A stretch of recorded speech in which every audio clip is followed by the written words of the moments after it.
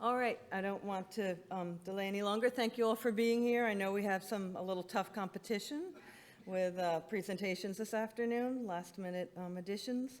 But it's my honor this afternoon to introduce the introduction to the Lorenz Lecture. The Lorenz Lecture it's an award given by the Nonlinear Geophysics section, and the chair for that award this year was Chris Barton, and so he will be introducing our speaker.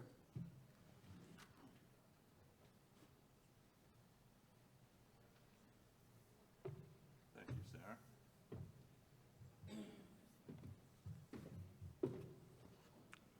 All right, it is my great pleasure to introduce Ian Main. And Ian Main is our Lorenz speaker for this year, and why?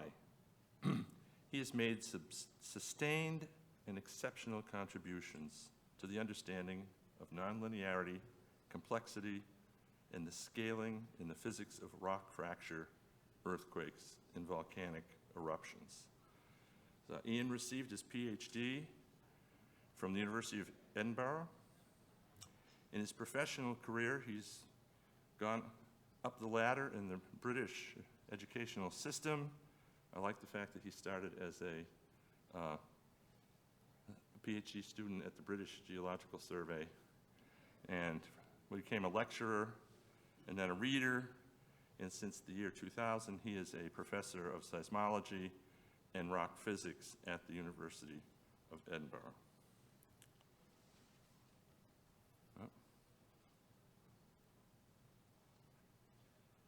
He has received a number of awards.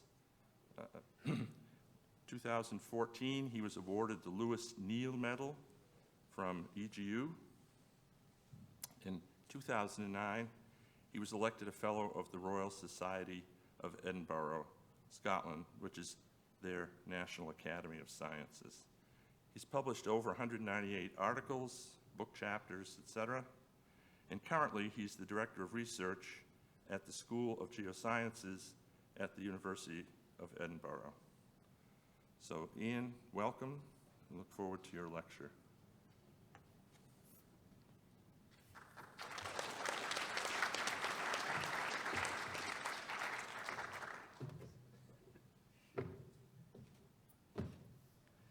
Thank you, Chris, for that characteristically warm introduction. I hadn't realized your gifts for over-embellishment were so extreme.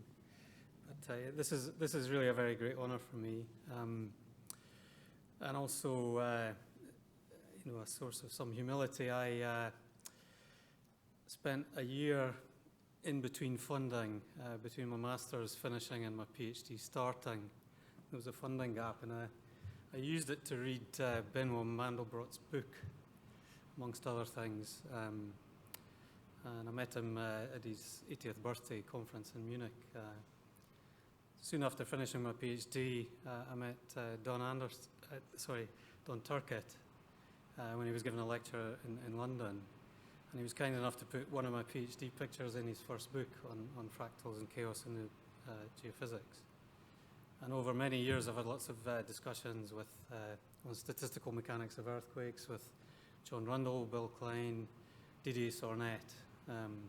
So it's with a degree of humility I'm standing in front of you here. I'm also not here as an individual. I'm a tribune for this group here. I'll be presenting work on a variety of aspects of rock deformation with co-authors Alexis Cartwright-Taylor, Ian Butler, and Florian Foussais on a paper we're working on together at the moment. This is the new stuff I will present. I'd also like to acknowledge my long-term collaborator, Philip Meredith, who got me involved in this kind of stuff in the first place. Ferenc Kuhn, I've been working with on the numerical kind of calculations I'm going to show of digital rocks, and Jeremy Vasseur and Andrew Bell on aspects of predictability, and Michael Flynn, who is an experimental officer who helped with some of the experiments I'm going to show, and lots of other people who will be acknowledged as we go through the talk. I want to start with the butterfly effect. First time I came across this was in a high school English class. It was not in a science class. Has anyone else here read this book by Ray Bradbury, The Sound of Thunder? It's not a book, it's a short story, The Sound of Thunder. It's a science fiction story. He's a great writer anyway, but it's about a hunter who goes back in time to the Jurassic to shoot a dinosaur that's about to die, so he doesn't affect the future too much. But he gets too excited and he runs off the prepared path and he stands on a butterfly.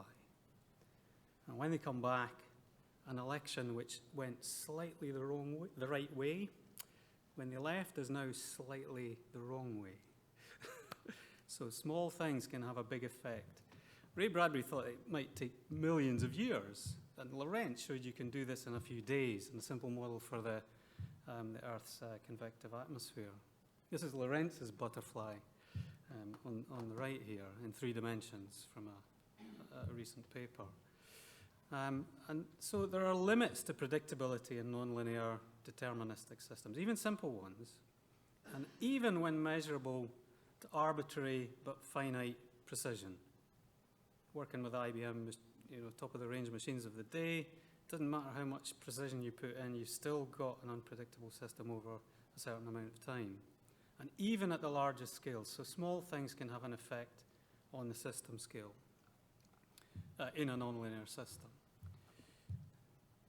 So, I was going through some of the keywords in the NG section, and one of them is self-organization.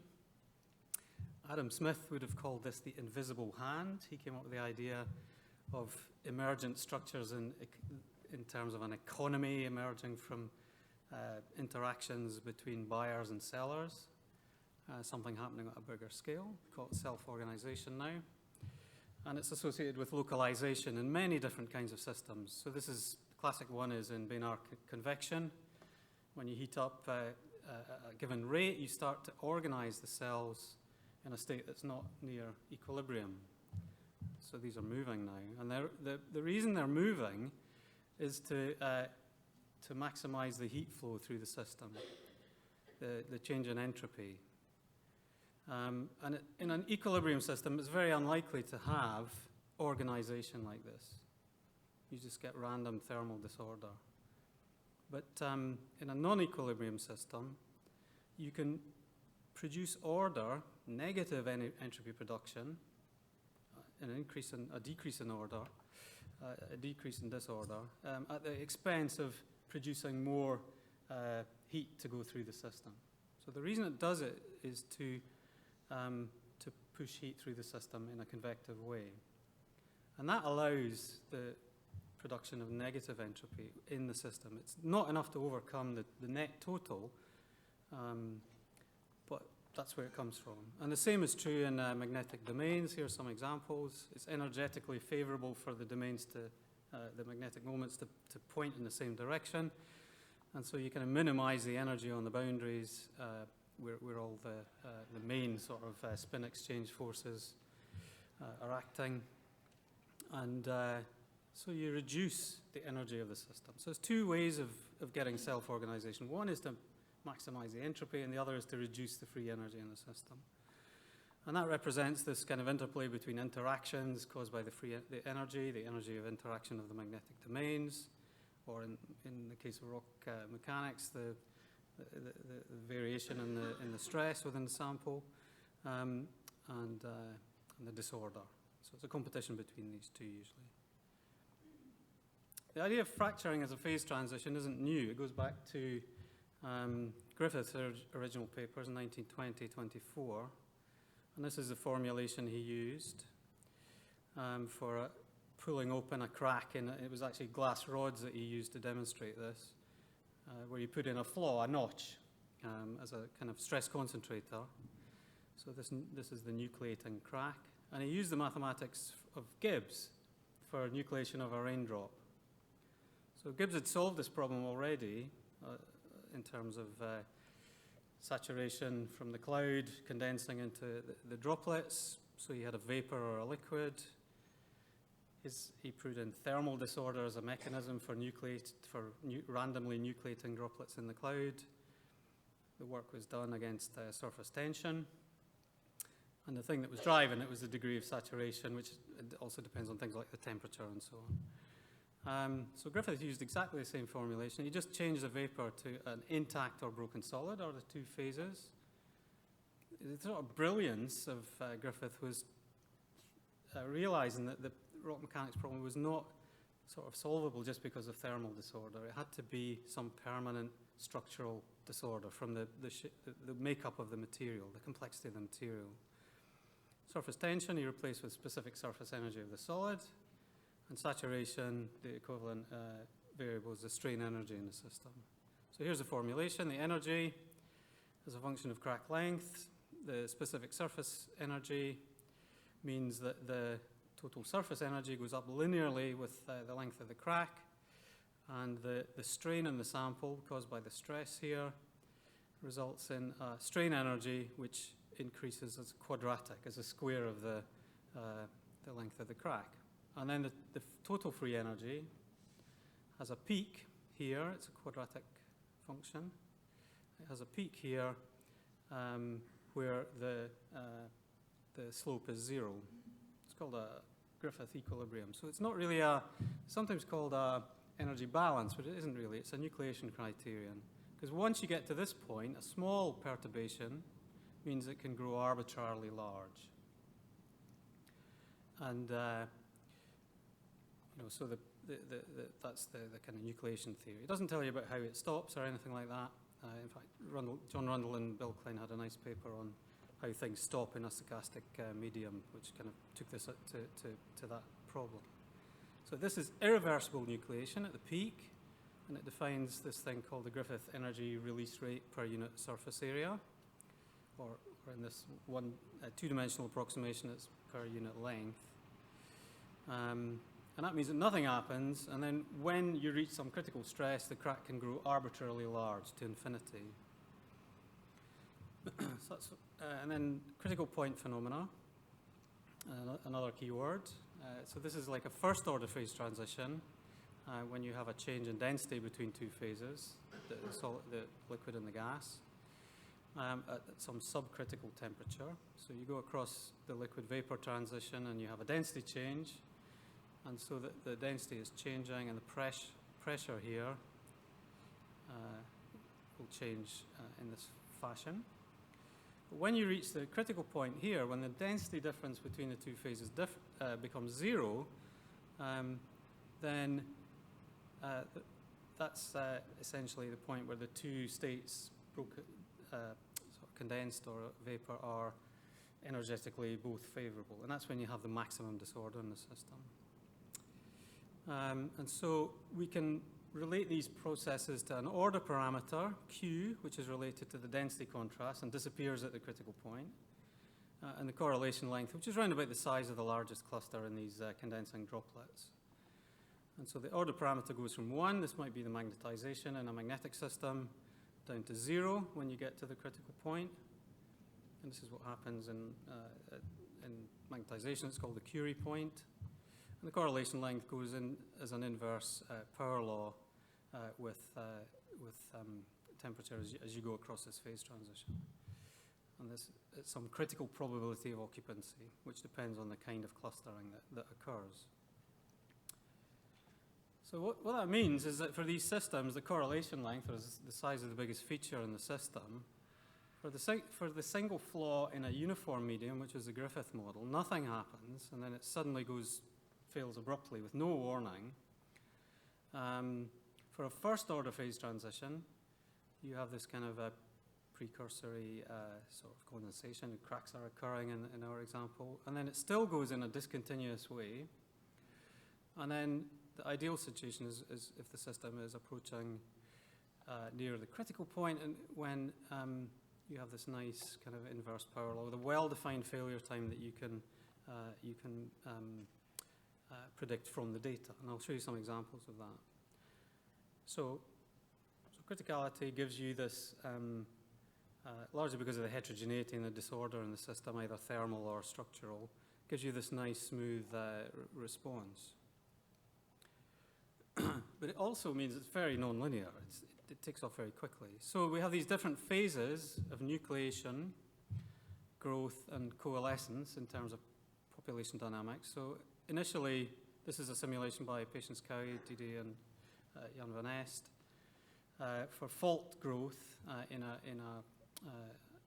random uniform medium. And so you can see the faults are nucleating at weak points and randomly at weak points in the medium, and then are beginning to grow slightly, and they begin to, you can see some of them trying to sort of grow together.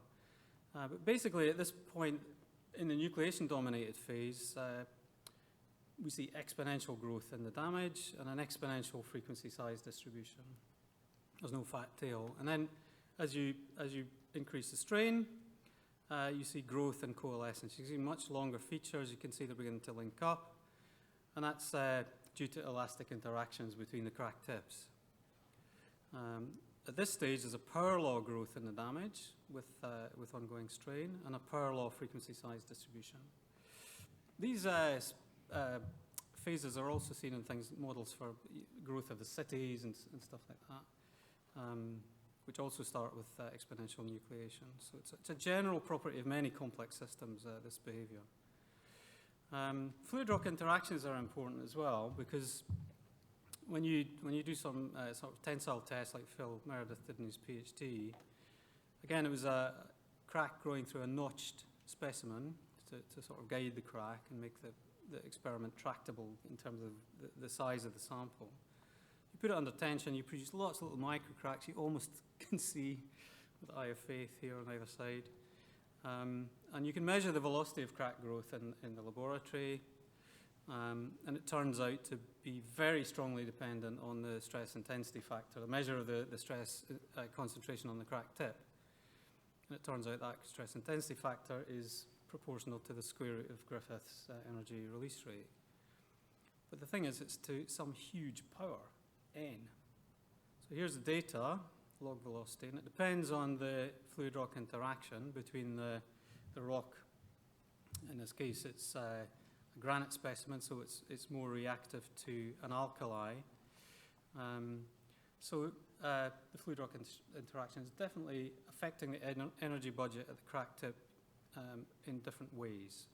So you can see that this is a logarithmic scale, 1, 2, 3, 4, 5, 6 orders of magnitude, and it's changed less than half an order of magnitude on the X scale. So that is very nonlinear, very big exponents. You know, that's your experience. Fracture is a very sudden kind of phenomenon, brittle fracture, even when it's moderated by fluids, which can produce subcritical crack growth. And then from that equation, you can integrate up the variables, and you can predict this inverse power law acceleration with respect to time with an exponent minus p, which is analogous to the behavior that we see at critical points in the correlation length. So this is just another a special case of that general kind of behavior in complex systems with this random kind of distribution of strengths in the granular medium. And then that the stress corrosion index is the slope on this graph, and that's related to the exponent p, which is the thing that we look at in critical point phenomena. And that depends on the chemical reaction rate, and then this parameter here, the fracture toughness, the stress concentration at the time of failure, depends on the material temperature and pressure, and that's also in the same chapter. I want to say a little bit about modelling. The nice thing about modelling is that you can put in whatever you like in terms of the system, and then one by one you can build up a picture of, so I'm just going to, I haven't booked on the lights here. You can build up a picture of what actually is controlling the fracture. So with Ferenc Kuhn and colleagues, we made some digital rocks. We sedimented particles under gravity, and we made this digital rock. The particles bounce up and down and eventually settle in a random way. We don't want it to be a lattice. We want there to be disorder in the system. And the disorder is controlled by the particle size distribution. So we have about an order and a bit of magnitude variation in the diameter of the particles, or here it's the radius. And so the mean is actually slightly bigger than the average. than the peak, sorry, in this log normal distribution. And that was conditioned on some rock samples that we were working on in the lab. And then because of the random sedimentation, there's no change in the average radius as you go down the sample. We've made a random uniform medium. And then when you look at the coordination number, which is the number of particles that are then, once they've been cemented, they're bonded together with bonds. And so the number of bonds is actually got quite a large sort of bandwidth. And the average is round about just under 6, which is a typical coordination number for actual geological materials. And that also doesn't change down the sample. So we've made a random uniform medium. That doesn't mean we think that other kinds of complexity are important, like layering and geological materials or pre-existing fractures. It's just that we're trying to work out what is the basic process when you're nucleating a fault.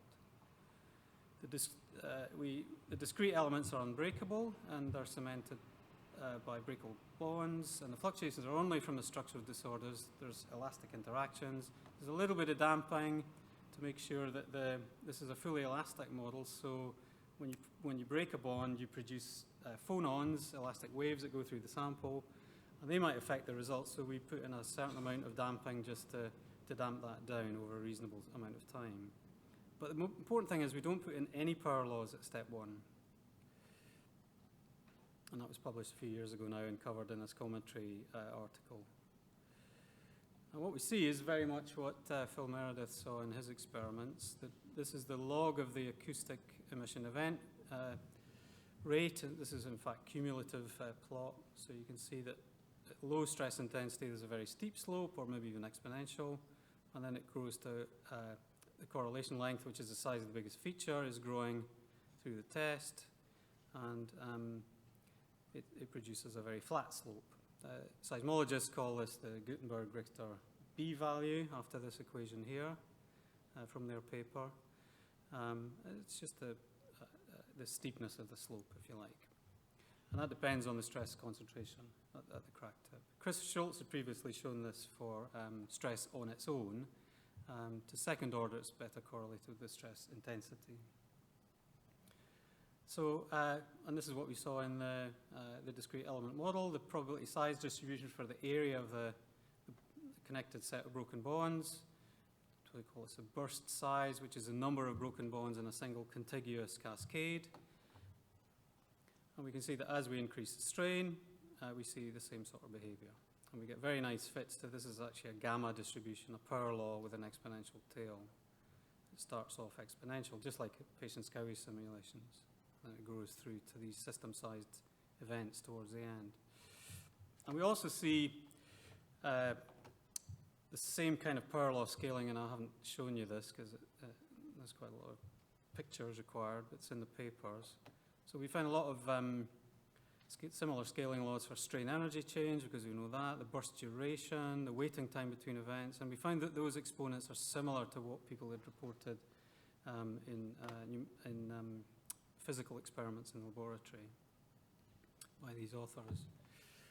The model is very good at reproducing what we actually observe in terms of scaling and changes in the event rate in laboratory deformation experiments on porous rocks. And what we can see here is the stress. This is the model. You can see the stress history increasing, and then you see a yield, and then eventually failure of the whole sample. In the red here is all the size of the bursts, and you can see there's a lot of stochastic fluctuation. But if you look at the average size of the burst, it's actually quite a smooth inverse power law, similar to what you expect near a critical point. And that maps very well to the event rate that we see in the laboratory experiment. Similarly, if we look at the Gutenberg-Richter exponent, it starts high and then it reduces as you get bigger correlation length, bigger bandwidth of fractures. And we saw a B-value equivalent that varied between about 0.5 and 3, whereas in the laboratory experiments, the same thing happens. It reduces to a minimum at the failure time, And the laboratory samples are slightly within this range that you can model in the numerical model, and that's probably because we're not hearing all of the acoustic emissions in the laboratory test because of background noise in the lab. So we get this inverse power law acceleration to failure in both cases, and we get this systematic change in the scaling exponent. So the next stage is to look at this in the laboratory directly in an experiment where we take a laboratory and we put it in a synchrotron. So here is Ian and Michael preparing the sample to put in the synchrotron at the Soleil experiment apparatus in Paris. Here's the design of the rig with a cross-section. There's a very small sample goes in the middle.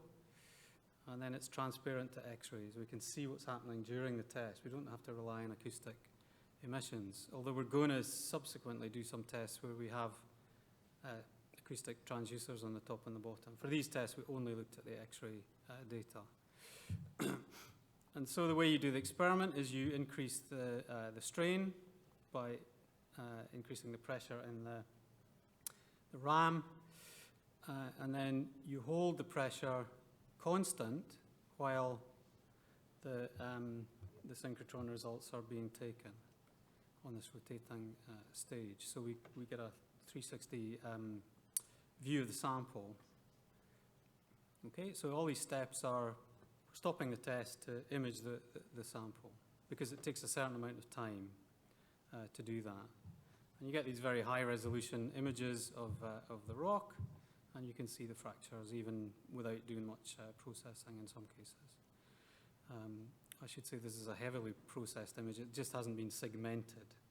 There's a lot of time goes into actually analyzing the data for these tests. And here's the segmentation. The question is, what is a crack and what is, we cannot tell if it's a crack or not, is probably the solid. And what it does is it binarizes the image into pore space and solid.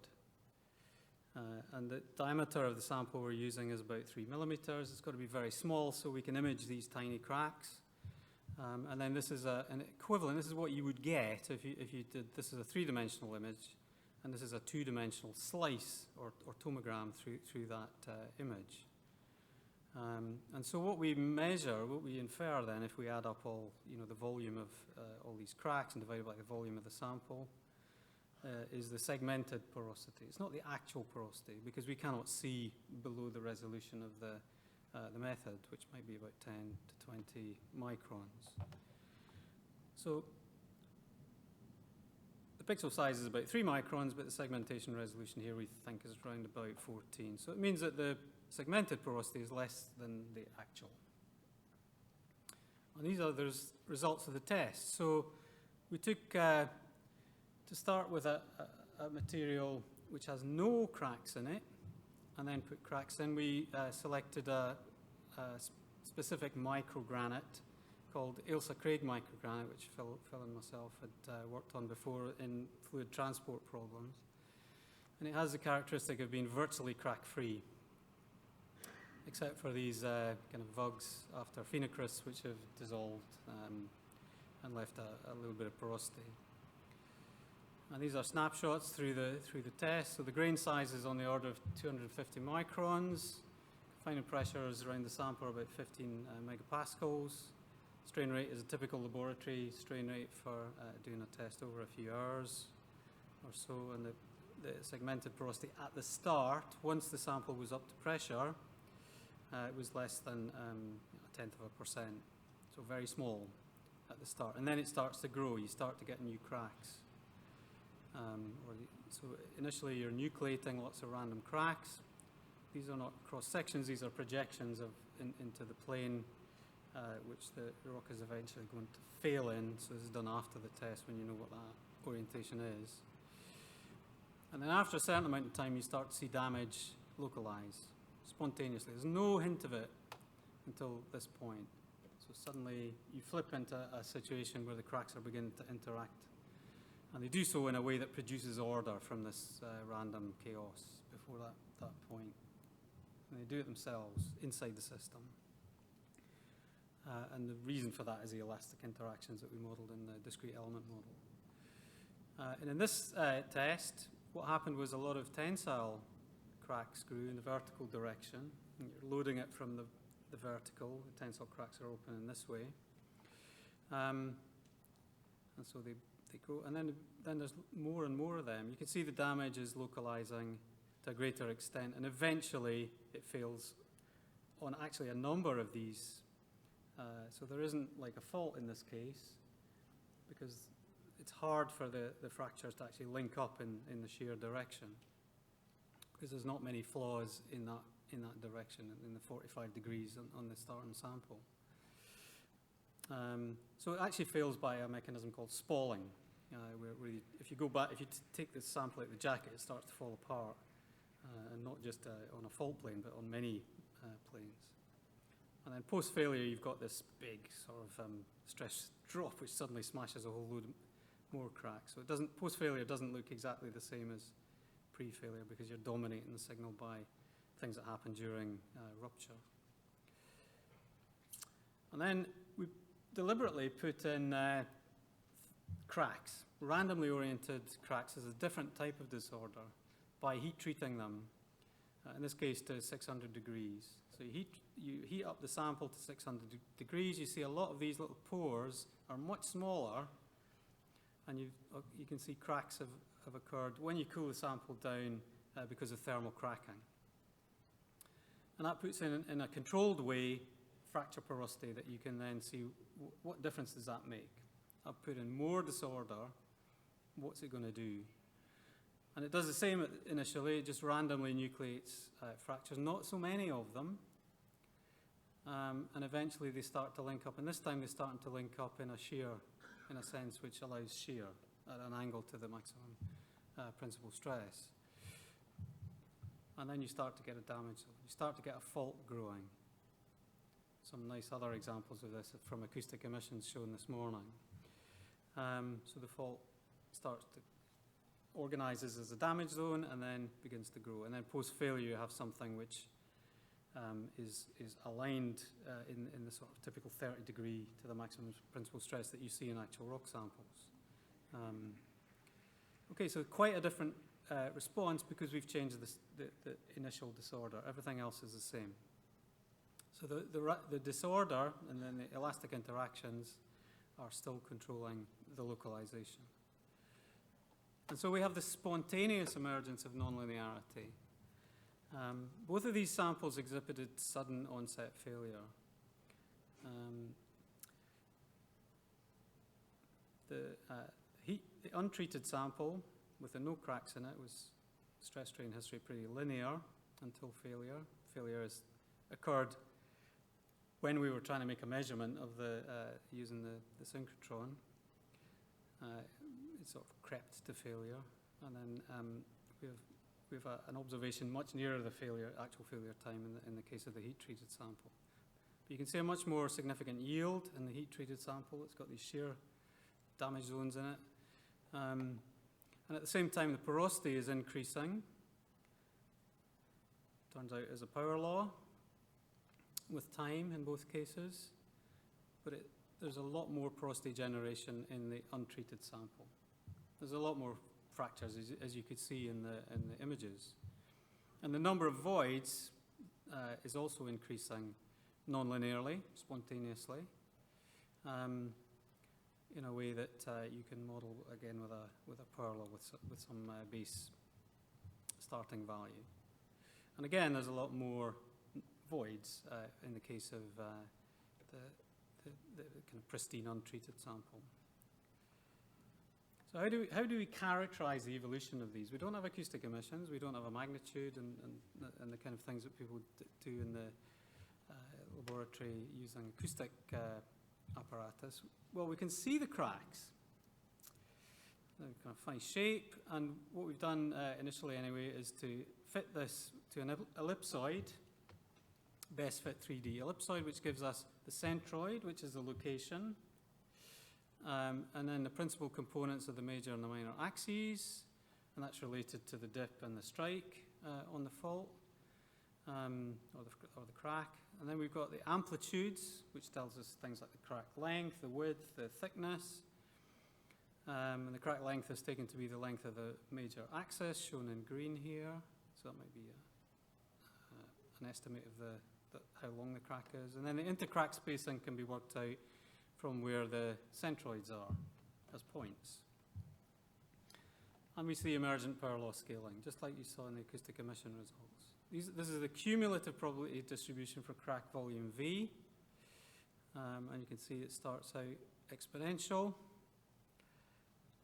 in the untreated sample, and then it goes into a sort of gamma form, and then you actually see an excess of big fractures, because we saw all these different failure planes before the spalling that created the fracture. And Didier Sornet calls these dragon kings in his lecture. And the heat-treated sample, all we see is essentially convergence from an exponential distribution associated with the nucleation to pure power law at the time of failure. We also looked at the correlation dimension and how it changed with time. You can see there's a nice power law scaling over a magnitude and a half, and then we start to lose resolution when we get down to 14 microns or so. And so we've got some probability distribution for the length between cracks, which is a power law, and that defines a correlation dimension. So how do they change during failure? Sudden onset failure occurs when the correlation length is around about 200 micrometers. Here's the correlation length inferred from the cube root of the volume of the maximum, the largest crack. So the failure times here are occurring when the correlation length is a little bit smaller than the grain size in both cases. Nothing much happens initially, so it's a bit like the Griffith crack in that sense, and then it begins to go on yield to increase. And that's associated with localization along the failure plane, and then growth in the heat-treated sample.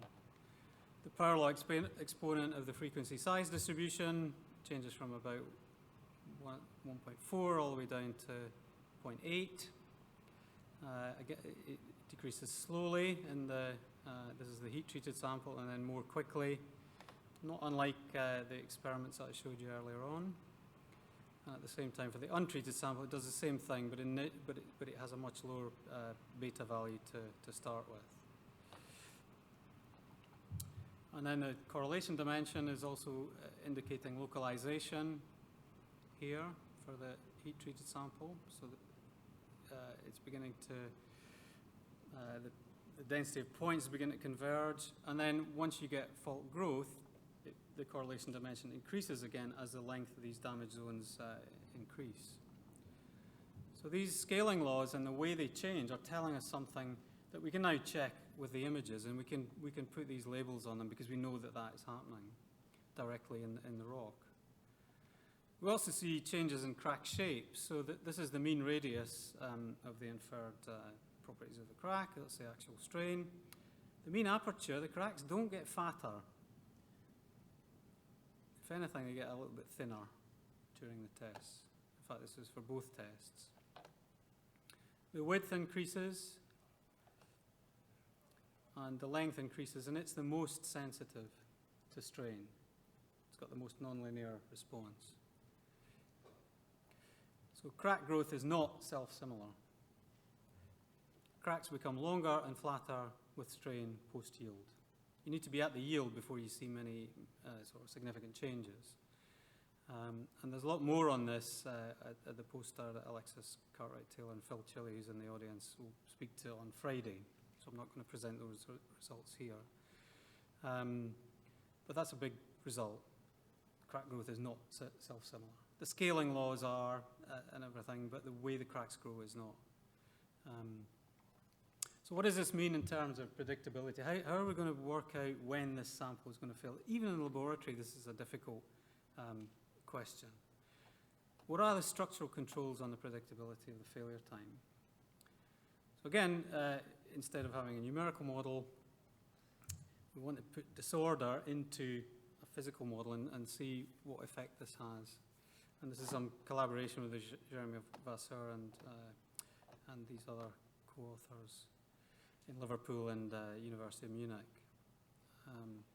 Initially, this was done on synthetic glasses. They look like a pumice, where you control the disorder by the relative fraction of the gas that you put in the charge when you make the glass, and the solid, the silica that you put in. And it produces these random, uniform disordered media. And then as you increase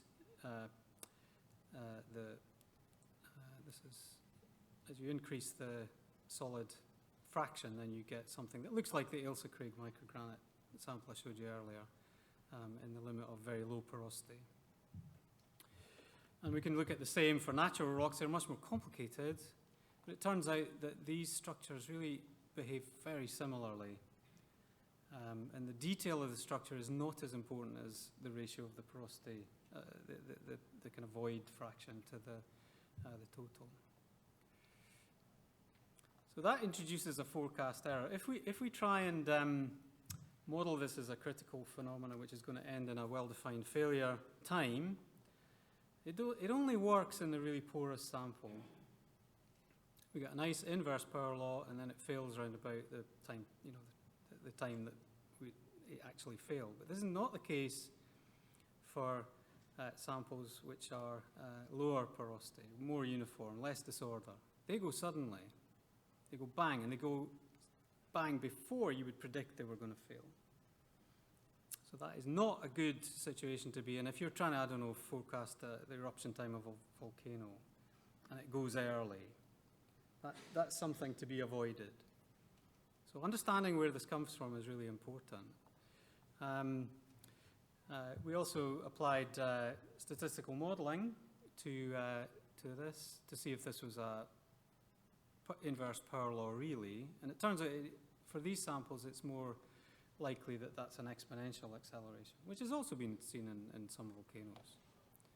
And this is a forecast error as a function. That's the difference between the predicted and the actual failure time, as a function of heterogeneity of the medium that I've just shown you the images of. And I define the heterogeneity as 1 minus q, where q is the order parameter. I'm going back to that first, second or third slide. And the order parameter here is not a density contrast, it's a contrast in the volume of the two phases, the solid and the gas, divided by the total volume. So it's a normalized order parameter. And it turns out that's 2 times the porosity minus 1. And then the forecast error is the difference between the predicted and the actual time. And so clearly it depends on order. It depends on the heterogeneity in the system. In a disordered system, it's much easier to predict the failure time.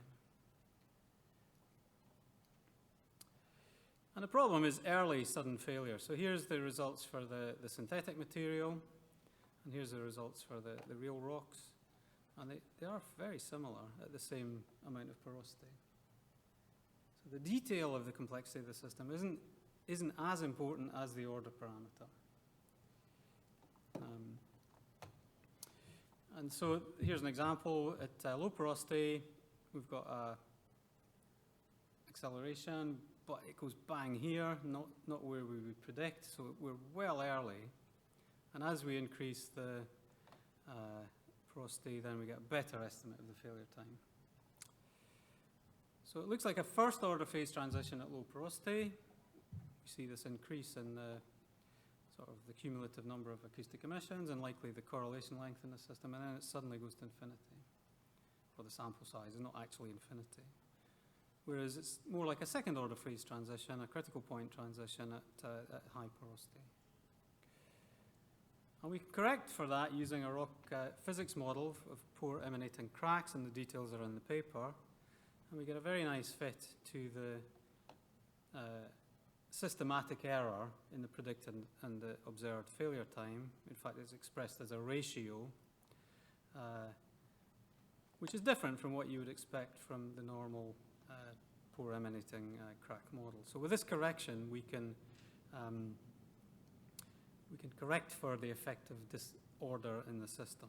And then we get a nice fit to the predicted failure time and the actual one.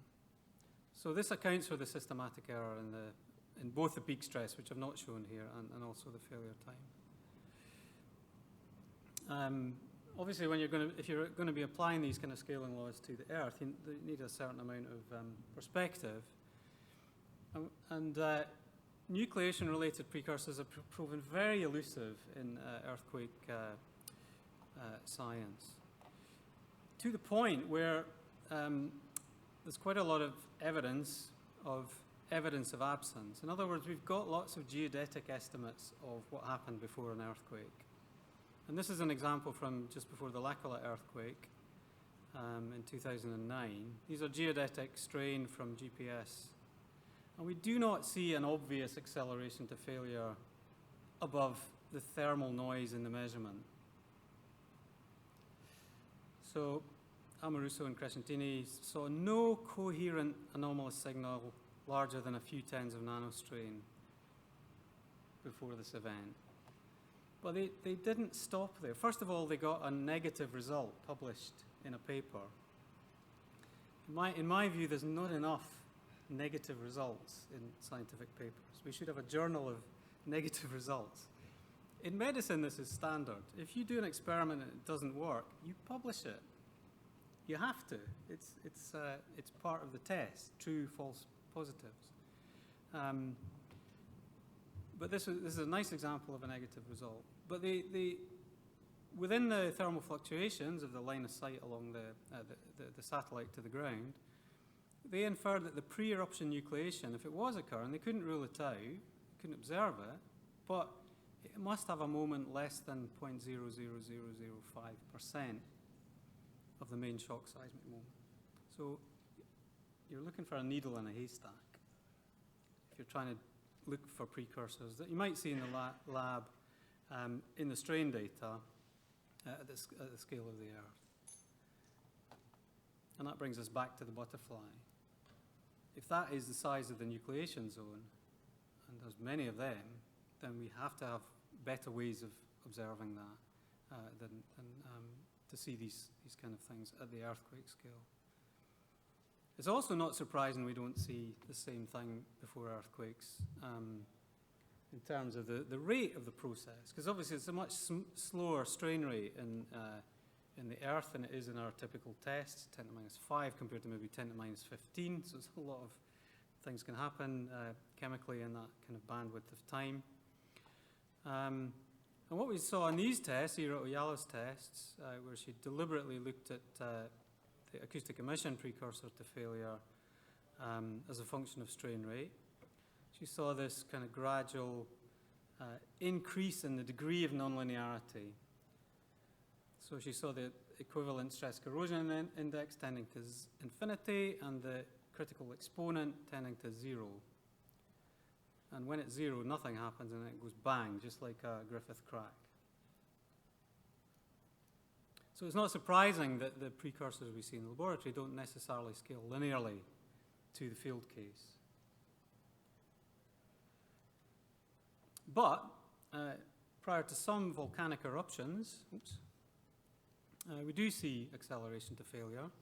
And this is an example from Andy Bell's work with a group in Ecuador on the Tungurahua events. So they're called drumbeat events. If you run this through a sonification software, boom, boom, boom, you hear the drum beats. Very kind of regularly spaced earthquakes, and you can see their frequency is increasing the time between them is increasing, and the amplitude is changing as well. And here's some seismograms. You can see on a bigger scale these individual events, the drum beats. They're not exactly periodic, they're quasi-periodic. And then their density increases, and finally they start to merge into each other. And these are the spectrograms, so we can see that the frequency content is not really changing. So in terms of a musician looking at this, we're seeing accelerando, we're seeing changes in the rate, we're seeing crescendo, we're seeing changes in the amplitude, but the pitch is staying the same. So we model this as an accelerating gamma distribution, point process. Got a very nice inverse power law here. We pretend this is hindcasting, so the eruption's already happened. And these are the Markov chain Monte Carlo fits to the event rate. And you can see as you extrapolate into the future, those get bigger. The butterfly again. But it does accelerate as an inverse power law, similar to the lab observations I'm showing you again here. Not very different in terms of the kind of characteristics. We've got a good fit to this Poisson process model with quasi-periodic distribution of intervent times. The eruption still occurs a little bit earlier than we would predict, but not by as much as in some of the lab tests I showed. One of the conclusions from the work is that the forecasts are much more precise if you have some prior knowledge on what the exponent is going to be. So if you're doing this in a Bayesian framework, you would learn from this and update as you looked at more and more examples, and hopefully narrow the prior. This might or might not occur. And of course, you've got to account for uncertainties. We do this non-linearly by the Markov chain Monte Carlo. So these are not necessarily Gaussian distributed. So to conclude, the digital rock with the fluctuations and interaction reproduces the rich scaling behavior that we observe in rock deformation tests, both in terms of the seismic, the acoustic radiation, and in terms of what we've seen directly now in the synchrotron scanner. In terms of the new results, the scaling laws previously inferred from acoustic emission data are validated by direct imaging of the cracks in a live experiment in the synchrotron. The crack growth is not self-similar. Localization, style, and evolution depends strongly on the initial degree of structural disorder. On the other hand, the prediction error for catastrophic failure time from acoustic emission data also depends systematically on the initial structural disorder. We've noted that precursor detectability, at least from the strain field, decreases at lower strain rate and greater spatial scale. You can't just take what happens in the lab test and apply it linearly to these different times and scales. Nevertheless, we've found some precursors to volcanic eruptions that can provide estimates of eruption time, at least in hindcasting mode, from these results. And I may even be finishing slightly early here, but I'm sure that's fine. I'm going to leave you with a quote. I was trying to think of a quote I could use, and I was looking, being from Scotland, I was looking at Robert Burns, and I couldn't find anything that mentioned butterflies that outside an epitaph or something like that. So I thought it was not the right note to end on. So I'm going to give you William Butler Yeats. Thank you very much.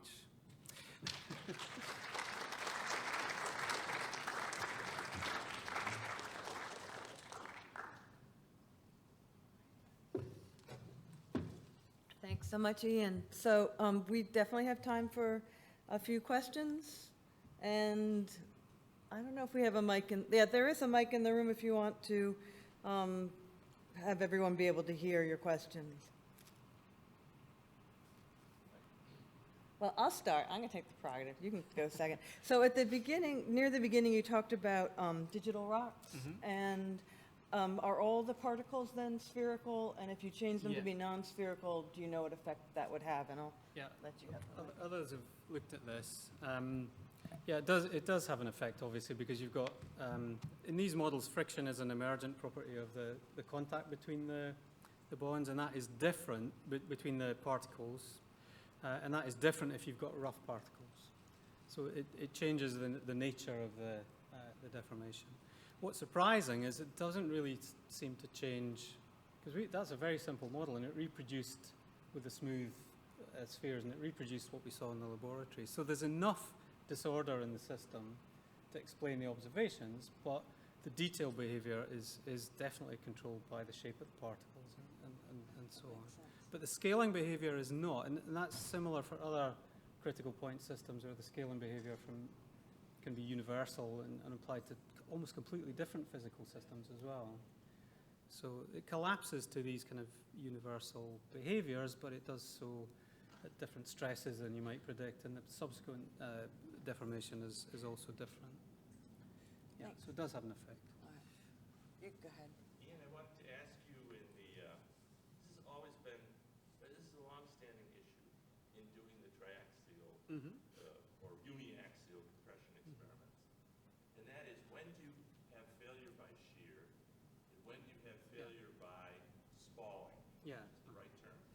Now you said you have found, what you showed us, that it's a function of the pre-existing damage, pores, Yeah. etc. I can't quote you the paper, but I know that we could control this by the contact between the specimen and the steel. You couldn't just put the steel against the end of the specimen. If you do that, it constrains the specimen. That's one of the reasons, one of the reasons it barrels.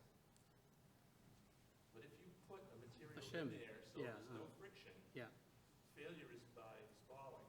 We didn't go into the detail that you're now telling us about the disposition of the material. Yeah. So in your experiments, do you guys deal with that? That is, do you put steel against your rock specimen? I expect we put in a shim, but I don't actually know. I'm going to ask Alexis.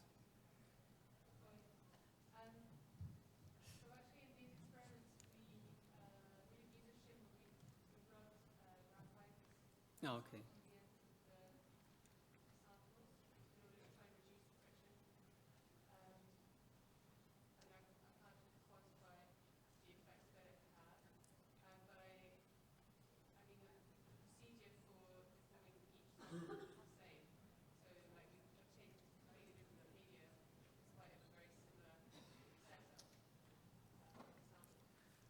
Irrespective of that, the two tests are done in exactly the same way. So it's not like you're comparing with and without a frictionless contact. The point is that in this sample, there isn't any randomly oriented structure which is helping you connect these growing cracks.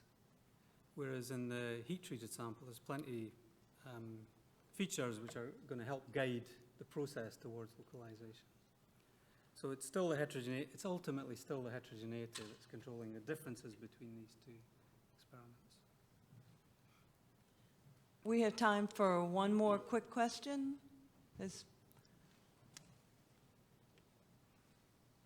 All right, then we'll conclude this. Oh, sorry, there was one more. I'm sorry. Go ahead.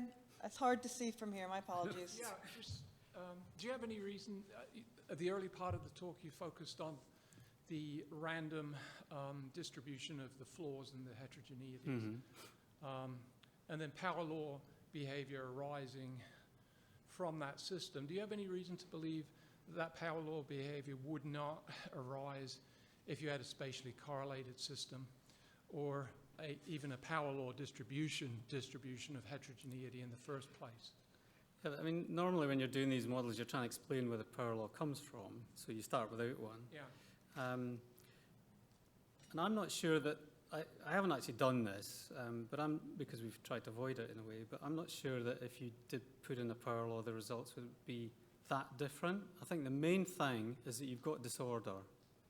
And to some extent, the nature of the disorder, the amount of disorder controls the response, but the detail of the nature of the disorder, I don't think has a strong effect. Or we wouldn't see this kind of universal behavior in so many different systems and so many different rock types and so on, albeit with these systematic differences that we've now observed under these controlled conditions in the laboratory. All right, I thank you all for your attention, and I again thank Ian. I think we can all thank Ian one more time for an excellent presentation. Thank you, thank you.